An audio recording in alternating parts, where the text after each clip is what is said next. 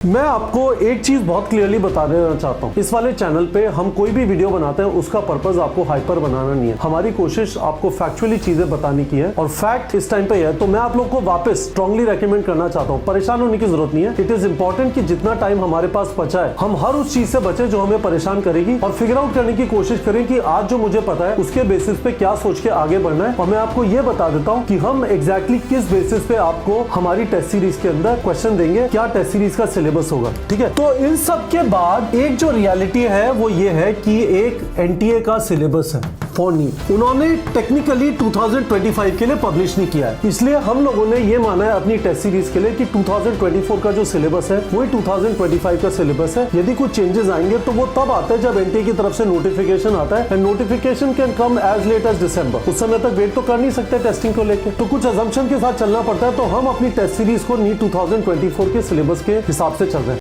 Good afternoon students, हमारा test है Sunday को 20 अक्टूबर, पहला test Ascent classroom test series का। अब एक फादर ने मुझे फोन किया कि सर सिलेबस क्या है। मैंने कहा सर 14 चैप्टर सिलेबस में, इसके ऊपर तो 2 टेस्ट पहले ले भी चुके हैं, फिर ये कंफ्यूजन क्यों। कहते सर कहीं पे भी बताया नहीं है कि एग्जैक्टली हर एक चैप्टर में है क्या। और मैंने कहा ये गजब चीज़ है। So I thought I will address this question. ये क्वेश्चन इतना आसान नहीं है। एक बार तो मुझे लगा कि ये क्या मतलब है, इस समय पे जाके बच्चा अपने पापा से कह रहा है कि पापा कपिल सर को फ़ोन करके पूछो। बट फिर मैंने कहा कि इस वाले क्वेश्चन को once and for all properly explain कर देता है और ये वाली सिचुएशन चेंज भी हो सकता है मूविंग फॉरवर्ड। पर आज आपको क्या पता होना चाहिए with respect to NEET syllabus, उसको मैं क्लियरली एक्सप्लेन कर रहा हूँ। ये वाली चीज़ उन स्टूडेंट्स के लिए और भी डिफिकल्ट हो जाएगी जो सीबीएसई में नहीं पढ़ते हैं। तो इन सारी चीज़ों को मैं क्विकली समझाने की कोशिश करता हूँ।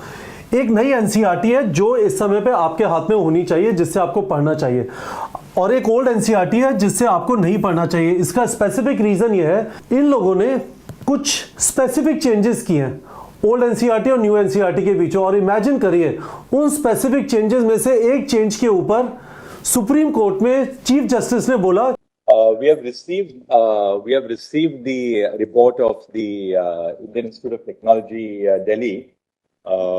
The director, Dr.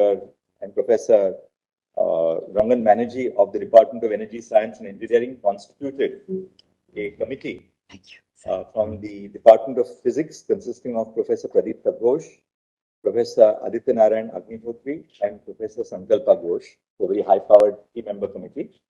And after, they say a team of 3 experts examined the following question. Then they have reproduced the question which we had reproduced in our order yesterday. They say that the expert team is of the opinion that option 4 is the correct answer. Namely, now I'll tell you which is option 4 because that may vary from question paper to question paper. Statement 1 is correct, but statement 2 is incorrect. And then they say statement 2 is incorrect because atoms of radioactive elements are not stable. So the committee has opined clearly that there was only one correct option, which was option number 4. Supreme court में chief justice ने बोला कि नई NCERT के हिसाब से तो जिन्होंने ओल्ड एनसीईआरटी अपने पास रखी है बेवकूफ है, उनकी गलती है, हमने तो चेंज कर दी थी। What they do not understand is कि एक एनसीईआरटी से दूसरे एनसीईआरटी के बीच में ना कोई क्लियर कट पब्लिशिंग होती है एनसीईआरटी की तरफ से कि हमने ये वाले चेंजेस कर दिए, इनका ध्यान रखना। ठीक है, तो people are left to fend for themselves. पर एक चीज ये समझ लीजिए कि नई एनसीईआरटी से पढ़ना है, ओल्ड एनसीईआरटी से नहीं करना। सिलेबस में कुछ चीजें हैं जो ना पुरानी एनसीईआरटी में थी और ना नई एनसीईआरटी में है, तो गजब चीज है। तो कुछ चीजें जो ओल्ड एनसीईआरटी के जो सिलेबस में है, तो सिलेबस ऐसे सोच लीजिए, नई NCERT plus some things from here and some things from here, है ना, गजब चीज है। तो वो मैं सारी चीज़ आपको बताता हूँ। पर ज़बरदस्त चीज़ ये है, इसके अलावा कुछ एरर्स भी हैं एनसीईआरटी में। ठीक है, हमने कुछ एरर्स पॉइंट आउट किए हैं और ज़बरदस्त चीज़ ये है कि कई बार इन एरर्स को इस तरह से ट्रीट किया जाता है कि जो एनसीईआरटी में लिखा है वही भगवान का शब्द है। 2021 में हमारा एक स्टूडेंट का स्कोर आया था 715, उसका नाम है सौम्यदीप हल्दर। किसिंग से वेनेरियल डिजीजेस होते हैं, गूगल पे आप देखेंगे तो पता चलेगा, हाँ होता है। एनसीईआरटी में नहीं लिखा हुआ, तो उसने जो दुनिया में सबको पता है उसके हिसाब से आंसर लिखा, उसका गलत हो गया, उसका 715 नंबर आया। ये 2021 की बात है। आपको इस समय पे स्क्रीन पे वो वाला क्वेश्चन दिखाई दे रहा होगा। 2022 के अंदर 2 क्वेश्चन आए ह्यूमन रिप्रोडक्शन से जो एनसीईआरटी के हिसाब से टू एंड फ्रॉम पीरियोडिकली और कॉन्टिन्यूअली, दोनों क्वेश्चन आपको स्क्रीन पे दिखाई देंगे। उसको डॉक्टर शर्मा ने डिटेल में एक्सप्लेन भी किया। उन्होंने इस बार जो एनसीईआरटी में लिखा हुआ है वो नहीं माना, जो एनसीईआरटी में लिखा हुआ है वो गलत था। उन्होंने वो माना जो असलियत में सच था। और ऐसे और भी एग्जाम्पल्स हैं एनसीईआरटी में, तो वो एक एडिशनल कॉम्प्लिकेशन है। और फिर फाइनली एक कॉम्प्लिकेशन ये है कि what about those people who don't study from NCERT. तो जरा डेटा देखिए, यूपी बोर्ड से 16% लोग एग्जाम लिखते हैं, सीबीएसई से 10%। तो एनसीईआरटी सीबीएसई में चलती है, कुछ बोर्ड जैसे जेके बोस वगैरह उन्होंने अपने ऊपर नीचे जेके बोस लिख के, पर लार्जली एनसीईआरटी है। पर रियलिटी में देखा जाए सीबीएसई और सीबीएसई में चलती है एनसीईआरटी, वो सिर्फ 10% बच्चों के पास है। सीनियर सेकेंडरी बोर्ड्स की बात कर रहा हूं, बाकी 90% people are not studying in CBSE. Technically उनके पास एनसीईआरटी नहीं है। और कुछ बुक्स के अंदर जैसे महाराष्ट्र बोर्ड है, यूपी बोर्ड वगैरह है, इनमें सिग्निफिकेंट चेंजेस हो सकते हैं। इनमें कुछ ऐसी चीजें पढ़ाई जा सकती हैं जो एनसीईआरटी में नहीं है। ठीक है, तो दिस मेक्स इट फैसिनेटिंग। मैं आपको यह भी बताना चाहता हूं कि एनटीए कभी भी अपने इंफॉर्मेशन ब्रोशर में नहीं बोलता, और आपको वो मिल जाता है तो मुझे बता दीजिए कि पेपर एनसीईआरटी से आएगा। इट हैज सो हैपेंड कि 2019 से अभी तक जो पेपर हुए हैं वो लार्जली एनसीईआरटी बेस्ड है, पर कहीं पे भी ये नहीं लिखा होता कि एनसीईआरटी बेस्ड पेपर होगा। ठीक है, तो ये फैक्ट है गाइस। मैं आपको एक चीज बहुत क्लियरली बता देना चाहता हूं, इस वाले चैनल पे हम कोई भी वीडियो बनाते हैं उसका पर्पस आपको हाइपर बनाना नहीं है। हमारी कोशिश आपको फैक्चुअली चीजें बताने की है, और फैक्ट इस टाइम पे है। तो मैं आप लोग को वापस स्ट्रांगली रेकमेंड करना चाहता हूं, परेशान होने की जरूरत नहीं है।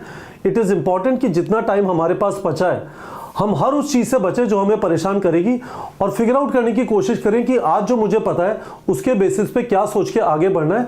और मैं आपको यह बता देता हूं कि हम एग्जैक्टली किस बेसिस पे आपको हमारी टेस्ट सीरीज के अंदर क्वेश्चन देंगे, क्या टेस्ट सीरीज का सिलेबस होगा। ठीक है, तो इन सब के बाद एक जो रियलिटी है वो ये है कि एक एनटीए का सिलेबस है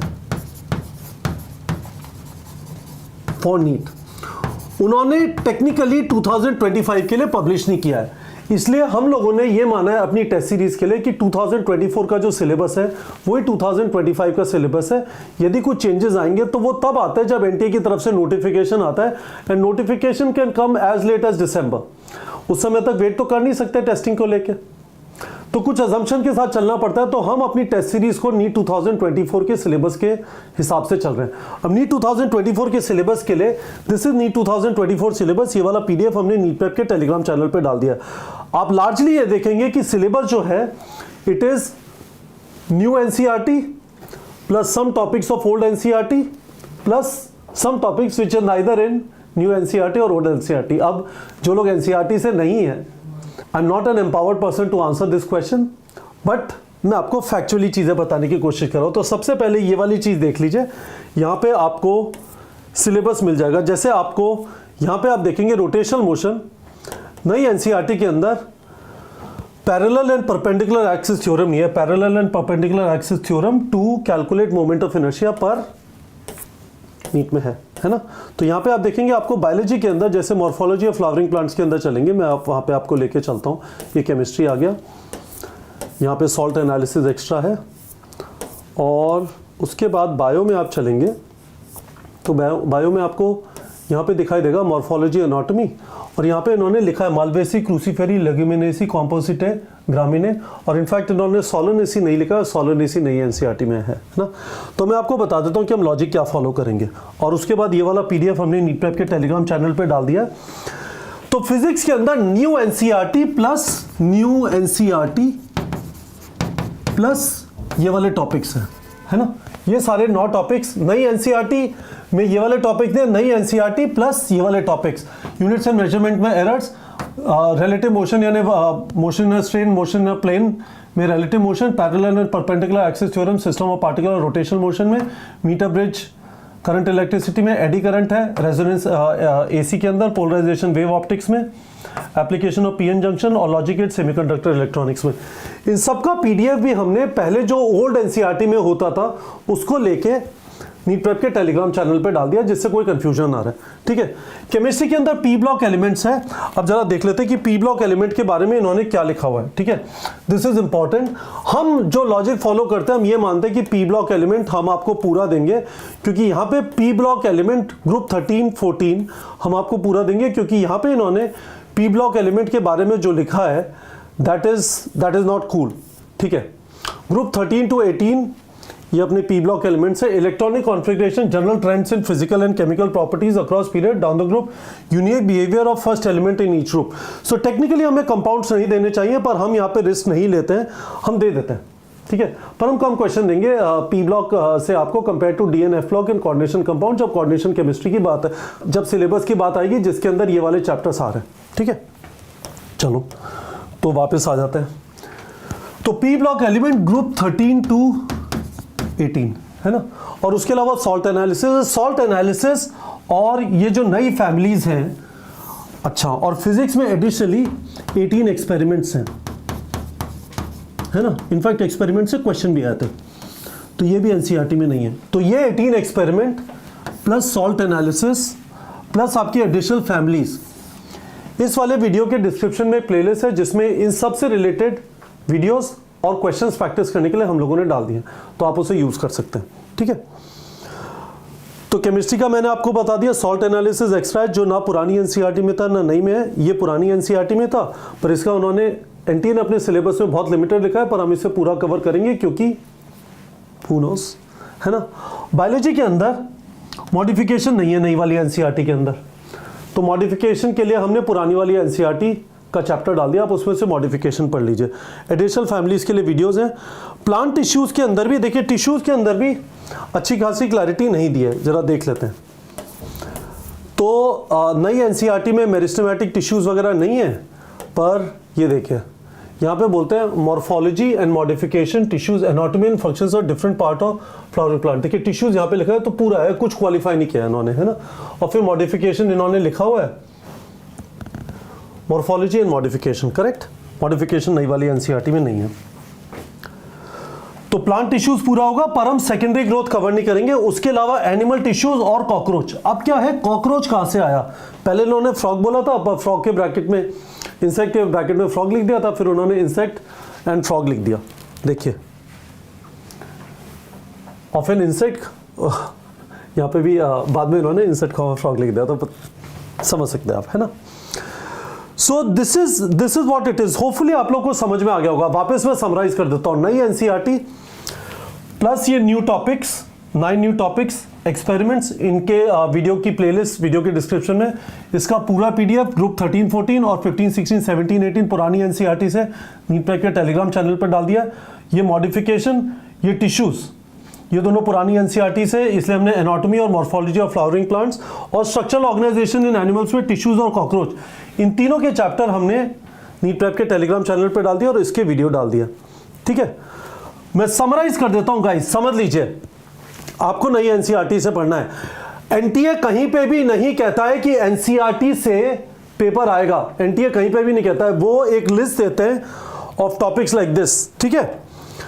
क्यों? वो इसलिए नहीं बोल सकते कि टेक्निकली एनसीईआरटी सिर्फ 10% स्टूडेंट्स के पास होती है अक्रॉस इंडिया। सीबीएसई 10% है, सीनियर सेकेंडरी में 10%, ठीक है। इमेजिन करिए, तो बोल ही नहीं सकते अपने उसके अंदर कि एनसीईआरटी से पेपर आएगा, पर पेपर एनसीईआरटी से आ रहा है इस समय पे। यदि आपको एक सिंपल रूल फॉलो करना है तो सिंपल रूल है नई एनसीईआरटी प्लस ये वाले टॉपिक, और इन सब टॉपिक से रिलेटेड मटेरियल हमने नीट प्रेप के टेलीग्राम चैनल पे डाल दिया है। ऑलरेडी हमारा जो टारगेट बैच है वो इस वाली रियलिटी को अकोमोडेट करता है। इससे रिलेटेड क्वेश्चन आपको टारगेट बैच में मिलेंगे beside the new NCERT topics. तो होपफुली स्टूडेंट्स आप लोग को समझ में आ गया होगा। It is a complicated thing, it is a vast country. बहुत सारे बच्चे नीट का एग्जाम लिखते हैं, एक नंबर पे 1000-1500 रैंक इधर की उधर हो जाती है, तो लिटिगेशन बहुत ज़्यादा होता है, बहुत सारी न्यूज़ होती है। इस बार तो 2 महीने तक न्यूज़ चैनल्स में कुछ और चल ही नहीं रहा था, बट हम लोग इस वाले सिलेबस के हिसाब से चल रहे हैं, ठीक है। ये भी पीडीएफ हमने नीट प्रेप के टेलीग्राम चैनल पे डाल दिया और इसका लॉजिक मैंने समझा दिया है इस वाले वीडियो के अंदर। आपका कुछ भी सवाल है वीडियो के कमेंट सेक्शन में पूछ सकते हैं। हमारा पहला टेस्ट है 20 अक्टूबर को। उस वाले टेस्ट के अंदर आपको स्ट्रक्चरल ऑर्गेनाइजेशन इन एनिमल्स और जो आपके फिजिक्स के जो चैप्टर्स आ रहे हैं, for example relative velocity, for example errors, ये सारी चीज़ें आपके सिलेबस में हैं क्योंकि एनटीए ने अपने सिलेबस में 2024 के लिए रखी थी। तो होपफुली अब कोई आपको कंफ्यूजन नहीं होगा। कोई भी कंफ्यूजन है पूछ लीजिए वीडियो के कमेंट सेक्शन में। पर गाइस बहुत ज़्यादा टाइम नहीं बचा, हम अपने आप को डिस्ट्रैक्ट नहीं कर सकते। मैंने आपको एक बार ये वाली चीज़ क्लियर कर दी, मैं बार बार इसके बारे में वीडियो नहीं बनाऊंगा। I don't want to confuse you at all. आपको भी अपने दिमाग में क्लियर रखना है कि इसके बारे में बहुत सारे वीडियोस देख के आपका कोई ज्ञानवर्धन नहीं होने वाला, कोई कयास, कोई स्पेकुलेशन लगाने की जरूरत नहीं है इस समय पे। As of today the reality is let's follow what happened in 2024, जो सिलेबस 2024 में एग्जिस्ट करता था। यदि कुछ माइनर मॉडिफिकेशन एनटीए की तरफ से नीट 2025 के लिए होते हैं तो हम आपको यहाँ पे आके बता देंगे। ठीक है बच्चों।